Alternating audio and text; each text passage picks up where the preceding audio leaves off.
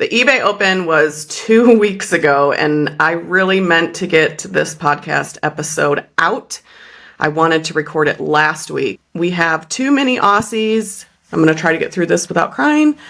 Bella and Shandy, and we adopted them when they were 7 weeks old.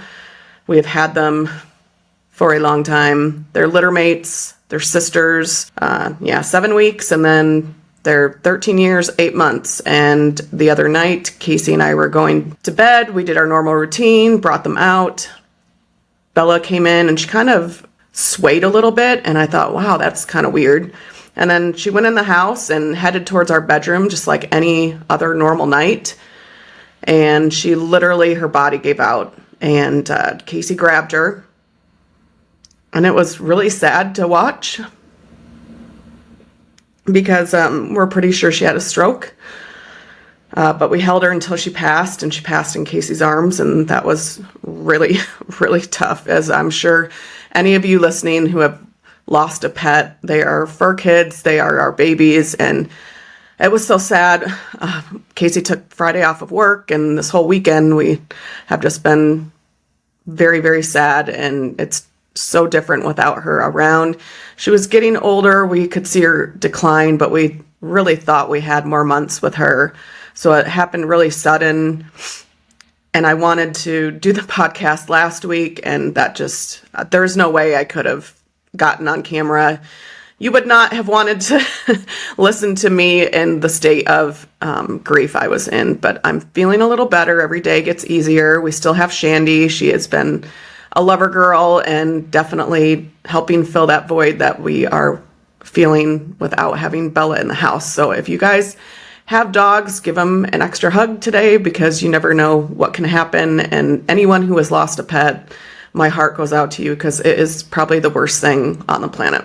But back to the episode. So this was the first year that eBay was going to have the eBay Open in person since before COVID. In 2023, they did in-person kickoff events. So before the actual virtual eBay Open, they picked a couple cities throughout the country and they did these kickoff events. Phoenix held an in-person event, and Casey and I ended up going to it. It was a lot of fun. It was kind of like a mini eBay event. It was held at a warehouse in downtown Phoenix, a big stage area with a bunch of chairs, and then there were eBay reps from eBay that were there from different departments. And then they offered some photo op areas. They had vendors there. I got to meet Clara and Amanda from List Perfectly. I got to meet a couple local resellers that I met online and had never met in person. They had free food, free drinks, tables where you could sit down and just kind of mingle and interact with other people. It was only like a 2 to 3 hour event, so it was very small on the scale compared to the actual eBay Open,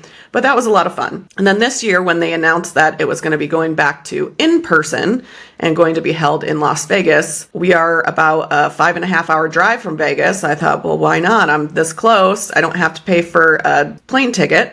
My mom's birthday is in July. Mine's actually tomorrow, as I'm recording this podcast episode, August 27th. And we always would do like a gambling trip. And there's a town called Maricopa. It's an hour from here. They have a Harrah's hotel and casino. We usually do that, but I thought, well, wonder if my mom would want to tag along to Las Vegas. And at the time I was looking up, I'm going solo. Casey has to work. He has his new job, so he couldn't, he has no time saved up, nor did he want to spend the time during the week to take off time for the eBay Open. He just wanted me to go do my thing. So I asked my mom if she wanted to go, because at the time I was looking at hotel rooms.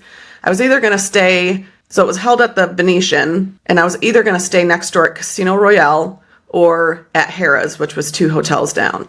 And at the time it was going to be between $80 to $100 a night. I asked my mom if she wanted to go, and she looked into it, and with her Players Club account, she could get free rooms. And at Harrah's, she could get free rooms with free parking and no resort fees. So yeah, absolutely, Mom. You want to tag along? Let's go to Vegas. So I knew that was going to make it pretty inexpensive, since I was going with my mom. We would carpool. We used her car. She paid for gas. She insisted. And then she got the free hotel room, which was really nice. So the eBay Open was $295 to attend. I mean, it's not too bad because they were providing breakfast, there was coffee, there were snacks, happy hour, the closing party at Town Nightclub. So they definitely, if you did it right, I feel like you could get your money's worth, especially because it's Vegas and Vegas is expensive. So we end up going, it started on a Tuesday, but we ended up going Monday to Laughlin, stayed in Laughlin for the night. That's only an hour and a half away from Vegas. That way on Tuesday, I wanted to be there to register and to attend the opening keynote session. That was important to me because I figured maybe since it was the 30th year of eBay, they would be doing something special, which they did, and I'll tell you about. I wanted to get there on time, so we woke up Tuesday morning and we drove to Vegas and went to Harrah's. Couldn't check in yet, so I grabbed, my camera equipment and everything that I felt like I was going to need, and I walked from Harrah's to the Venetian, and let me tell you, if you've ever been to the Venetian Hotel, it is very confusing. I was trying to find where the eBay Open was. I asked a security guard. He told me to go in one direction, and I definitely went in the opposite. But I did find somebody with an eBay lanyard, so I knew that they knew where to go, and that person directed me to the correct area. So when I got there, it was probably a good hour and a half until the opening keynote session, which was at 3 p.m. I went to register, and it was kind of like all these like twisty lines as if you're at the airport security line. Luckily, I walked in there and I must have timed it correctly. There was absolutely nobody in there. So I was able to go in, walked right up to one of the eBay employees where they checked me in, and I got a welcome bag, including my lanyard that said, Liz Kellogg, Freeway Flippers. And inside the bag, we had a water bottle. There was an eBay pin and then a couple different cards. One card where you could go to like the different booths in the expo hall, get a little paper punch on it. And then if you filled it up, I don't even know what you got. I never even did that. And then there was a card to get a free t-shirt, which you could choose from 4 designs. So I did wait in line for that. And I got one that says eBay in the front. And then on the back, it says 30th anniversary. Because I figured, well, it's their 30th anniversary. Might as well get that shirt. So they were printing them on site, which I thought was pretty cool. And then, a reusable bag. eBay also included in the reusable bag a gift card for $30 to use in their eBay branded store that was at the eBay Open. I went in there, there were sweatshirts, t-shirts, other accessories like keychains, pens, things like that, notebooks.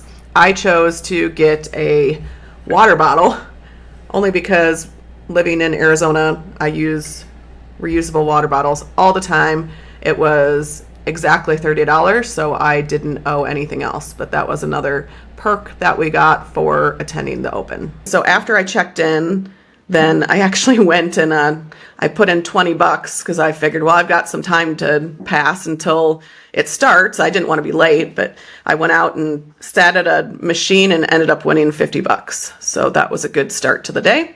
And then when it was time, I went into it was a giant room. These were all at the Venetian in like their ballroom areas. So a lot of these rooms were huge.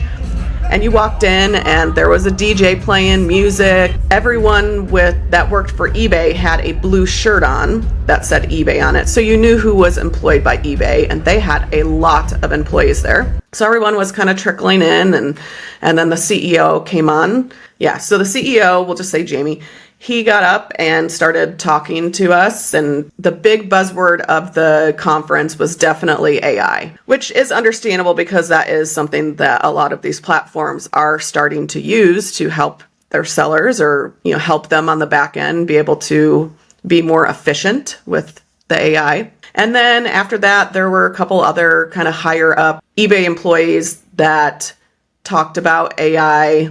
They also had a seller panel. They had Kathy from Love to Be Selling. She was up there.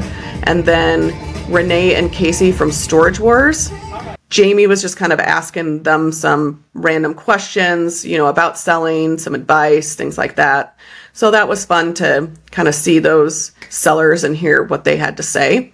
Some of the things that I remember was just how many listings have been created by using AI. And I know that when I'm doing my listings on eBay, when you get to the description part, especially on mobile, I am using the AI. And then at the very top, I'm putting in anything specific that I need to include, such as shoes are pre-owned, however, light scuffs on the front right shoe as shown in photos. So I am adding, I'm not just 100% relying on AI, but that tool is kind of nice because it pulls all that info from your listing and creates the description. So the description has more than just a sentence or two. 40% more views and buyers looking for items are finding these because of AI.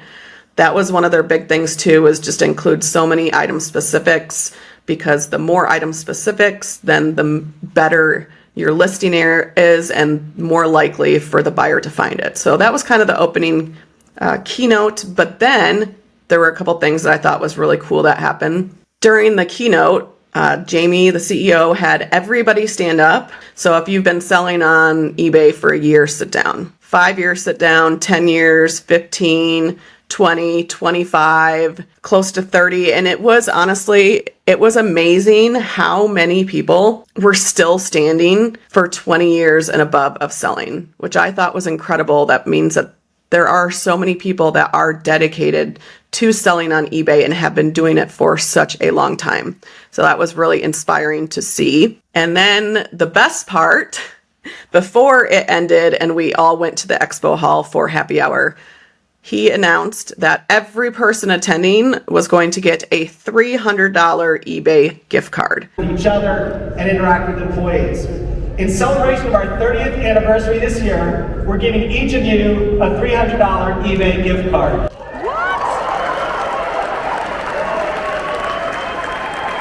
So the event cost $295, but everybody got a $300 gift card, which was very nice of them. And in my mind, the first thing that came, I thought, well, what can I buy on eBay to turn that 300 into, double it or triple it? Of course, that's the flipping mindset. But yeah, I just got that in my email, so I haven't even looked to see what I'm going to buy on eBay, but I'm definitely going to use it to buy more inventory and hopefully be able to make a profit. So after that, the DJ started playing, and I noticed all of the eBay employees that had blue shirts had already started to exit before all the people attending exited. And then we were all directed to go down the hall to where the expo hall is, and that's where all the vendors were. They had a history of eBay museum where you could get your t-shirt. There were some photo ops. There were different areas where you could talk to eBay employees from different departments. But as we're walking down, all of the eBay employees had signs. They were holding pom-poms. They were clapping. They were cheering, like celebrating us as sellers. And that was really cool to walk down. I videoed it. So on the YouTube channel, I'll go ahead and I'll put a little video to kind of show you guys how that was. But that was really cool. I always think, like, what would Amazon do? There's no way Amazon would ever give us our money back for like their events. No way. Amazon wouldn't do that.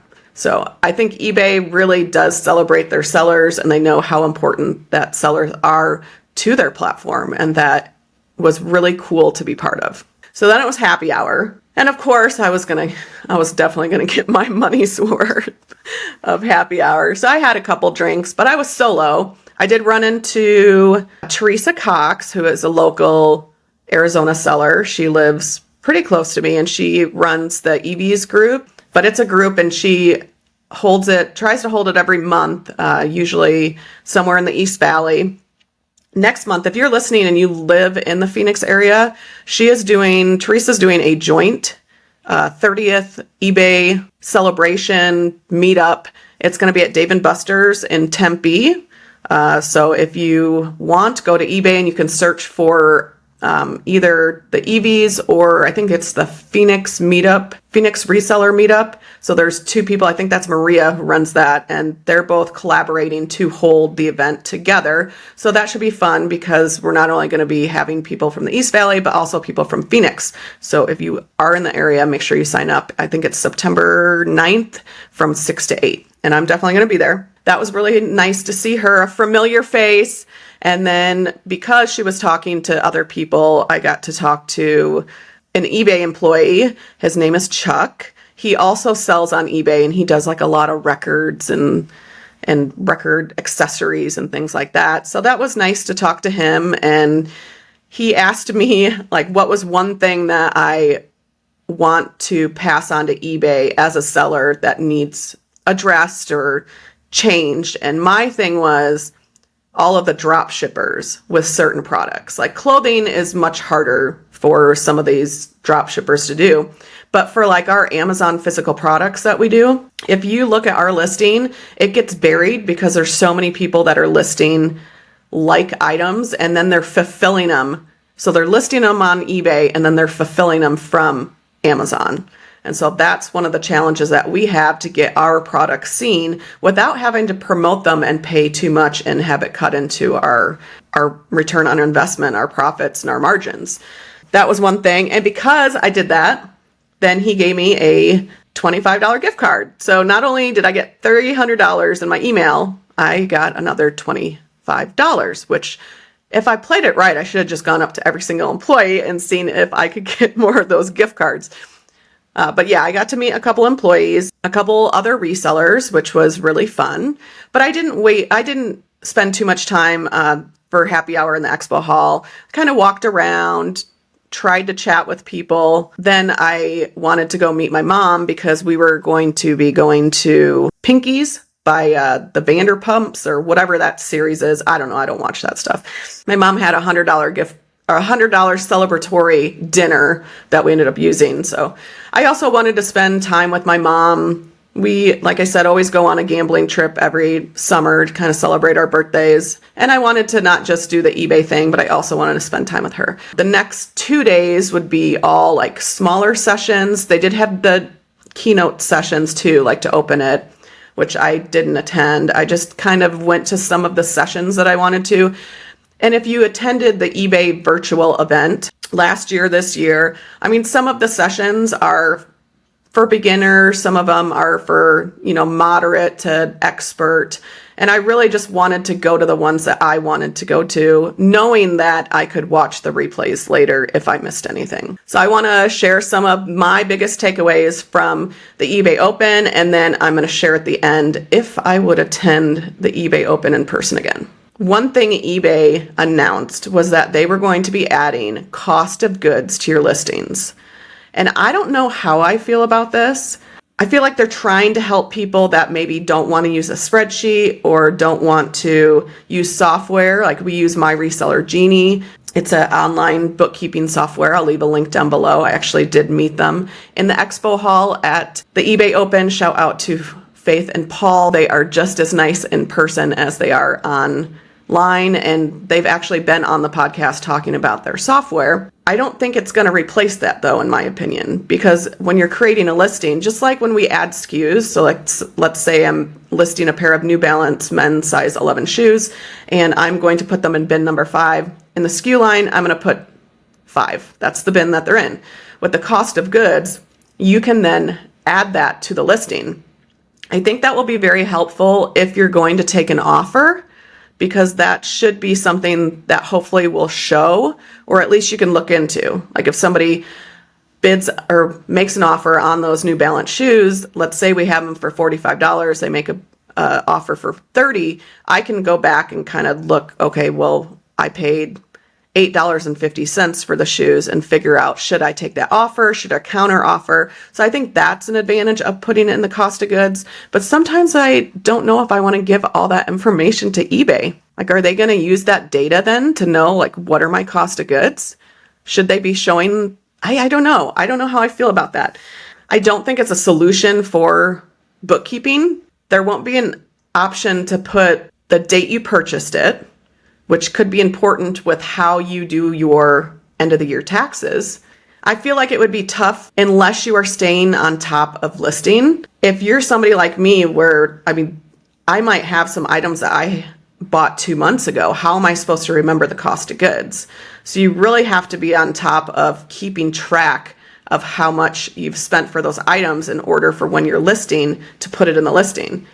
So you've got to come up with some sort of, of writing on a piece of tape how much you paid and sticking it on the item. I don't know if that would be an answer, or you just have to stay on top of listing, which we all know, kind of like this week. I didn't anticipate Bella crossing the Rainbow Bridge, and that really made me behind a week, along with going to the eBay Open the week before. So I am pretty behind on my listings. If I'm not staying on top of putting in the cost of goods or tracking the cost of goods, in order for this to be useful for you as a seller, you just have to keep track of the cost of goods. Another announcement was item not received cases. They realized that that can be a challenge for sellers, especially because there's lots of factors. Like, let's say that weather happened. Actually, last night we had what's called a haboob, which is a huge dust storm. It rolled in from south of Phoenix and almost covered the entire valley. And there was a bunch of damage, down power lines. Some of you may live near tornadoes and hurricanes and snowstorms. When those things happen and your package doesn't get delivered and the buyer opens up an item not received case, then it's frustrating because you know that you did what you could as the seller by shipping it on time, shipping it with the correct shipping service. And let's say that you refunded the buyer or something happened, the buyer got refunded and the package got delivered. eBay will reimburse the seller, and that's starting in October, which I think is going to be good for Q4 during the holidays when we know that there's a lot of delivery disruptions. If you sell a lot of electronics, you know that some buyers will miss that it's for parts not working, which we've had happen before, but clearly we put it in the title, we put it in the description. So eBay's going to make it a lot more stricter for buyers. They don't want buyers having buyer remorse. They're going to make sure that if you mark something for parts or not working, eBay's going to show them every step of the way that this is what they're going to buy. So they're not allowed to have buyer's remorse and say, I didn't see it in the description. They're not going to allow those buyers to return the items, which I think is a good thing, especially for those who do sell a lot of electronics. They're introducing AI assistants for buyer messages. So you might have already seen it pop up. I know I did on mobile. You have to enable it. They will help you respond to buyer messages based on the information that you have in your listing. So that's just another reason why you should definitely be spending more time building quality listings, because they can pull that information. We all have these messages. Buyer messages you and says, what are the measurements? The AI assistant will go ahead and get that information for you. So it's really going to save some sellers time on messaging people. If you only have a few items that are listed, maybe this isn't something that you need to worry about. Maybe you don't get a lot of messages, but there are some sellers that do get messages daily, and this is just going to help them be a little quicker at answering them.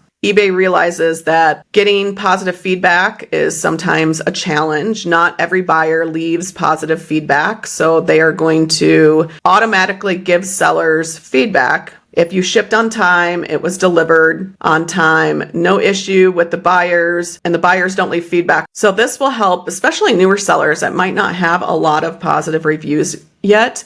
If you're doing everything you can as a seller, you're shipping on time, it gets delivered, the buyer hasn't reached out, eBay's going to automatically leave you positive feedback. I think that's a good idea. I can remember one item that we had, it was like a little solitaire game. I tested it. It worked. Over a month later, we got a neutral or negative review from the buyer saying that they couldn't read the numbers anymore, which that was out of the return policy. But that's just an example where they should have tested it to begin with. We have 30-day returns, and if they couldn't see the numbers at first, then they should have opened a return. I don't know if they played it every single day. I don't know if the batteries they're using are old and it stopped working. Who knows? Since they were able to leave me neutral feedback for something longer than 30 days, I think that's just unfair as a seller. So I do like that they're helping sellers get better feedback for doing the right thing as a seller. So going back to offers and messages, another point I have for that, which I think is good. Sometimes when we have messages from buyers, you might have emotion attached to that. So this AI tool will help create a friendly response and take the emotion out. With some messages, this could be a good thing, because I know sometimes I'm like, how do you not know that the measurements, they're in the photos, they're in the description. How do you not see that? And I think sometimes we don't mean to, but we get frustrated with buyers, and I think this will help prevent you from getting frustrated and give better, friendly responses to any questions that buyers have. There are so many sellers that use the method of making a new listing by ending the listing and relisting the item. And there were some interesting things that I learned. And that was in the Google session where there's actually an employee from Google and kind of explaining how Google is looking for these eBay listings to show buyers. So one thing, you definitely want to make sure that you're utilizing the background removal. I started doing that, and I think it's really helped with the views. They want a crisp white background, and eBay has that on mobile. So you can just hit the background removal and it helps your image really stand out. And that was one of the things that Google looks for when they're looking for the listings.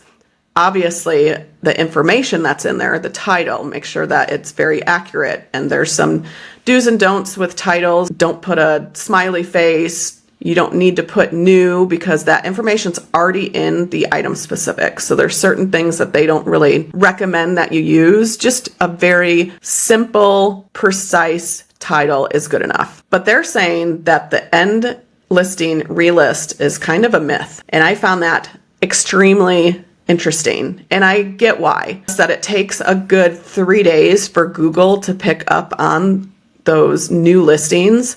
So if you're constantly ending and relisting, then they're losing that information. I feel like it's better to go into the listing. You have a better success of selling an item if your listing is optimized. If you have the good photos, good title, good description. Pricing, I think, is important as well. All those are going to help. I was listening to some of the other sellers, and they still are going to do delist, relist, which everyone can run their business how it is, but I am going to kind of shift to removing the background of the items and just really try to take the best photos, have the best title, and have the best description I can. And we'll see if that is helpful with making sales. In the shipping session, because I had a question about items that we've been getting a chargeback for them not being the correct dimension or weight. It recently happened to us. It was a FedEx package.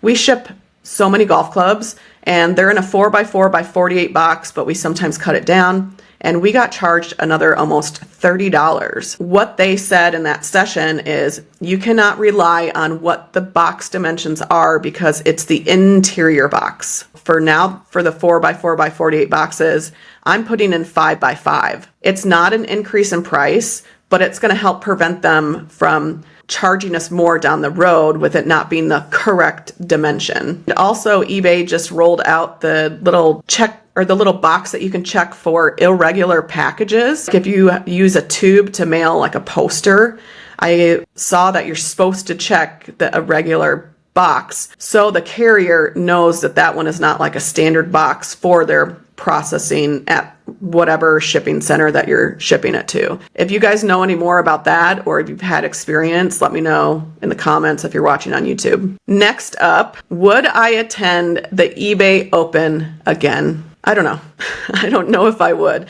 I feel going solo was very tough for me. Usually I'm going to these events with Casey and I know a lot more people. I didn't know hardly anybody. I recognize some people from social media, but when I was like walking around in the expo hall, I chatted with a few people, but honestly, I'm kind of an introvert when it comes to big events and being around a lot of people. So that was definitely outside of my comfort zone. I remember standing there feeling so awkward, not knowing like, where do I go? Who do I talk to? It was a lot for me. It was very overwhelming. I mean, it was huge. There was so much going on. So I feel like if I were to go back again, I would want to make sure that I went with someone who was attending the event. I feel like that would make it a little easier on me. I still had a great time. I did still have to watch the replays. I didn't get to attend all the sessions because a lot of the sessions were happening at the same time, or I missed some sessions because I wanted to go to the expo hall because I knew there wouldn't be as many people and I wanted to talk to some of the vendors that were there, especially my reseller, Jeannie. I wanted to definitely meet Faith and Paul. So I didn't get to go to as many as I wanted to, versus if you're in the comfort of your own home, you can just watch them online during the virtual event. But now that I know how the eBay Open is, if I do go to another one, I will have a better game plan of what I need to do. And that's be a little bit more organized and know when the sessions are starting and which ones I definitely want to attend. So I have an idea of what to expect. I don't think it's going to be as overwhelming the next time I go. Vegas is very, very expensive. It's completely different than when I used to go to Vegas. Back when I was a teenager, you could go to a buffet for $20. You got free drinks at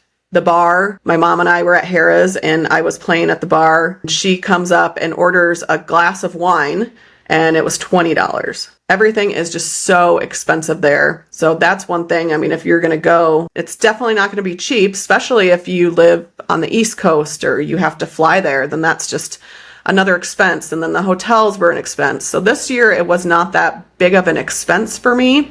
I only had to have money for gambling, food, drinks, but I know some people that they did spend a lot more than me because they had plane ticket and the hotel room to have to pay for. So that's just something to keep in mind if you're thinking about going.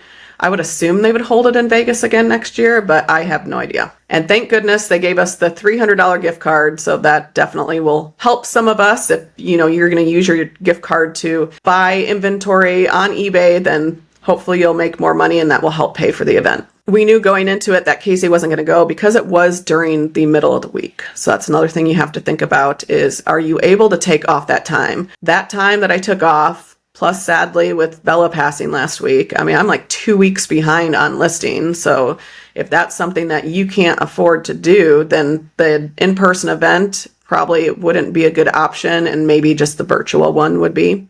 But overall, I think it was a good thing. I really enjoyed myself, as awkward as I felt at times, but I did learn a lot, met people, really got to be in the eBay community. They definitely love their eBay employees. They encourage eBay employees to sell on eBay, and it's just a good community. A lot of positivity. I didn't hear any negativity. I didn't hear people complaining. A lot of people complain on social media, but in person, everybody was so happy, so positive, and it was really refreshing going to Vegas, and I am so glad that I did.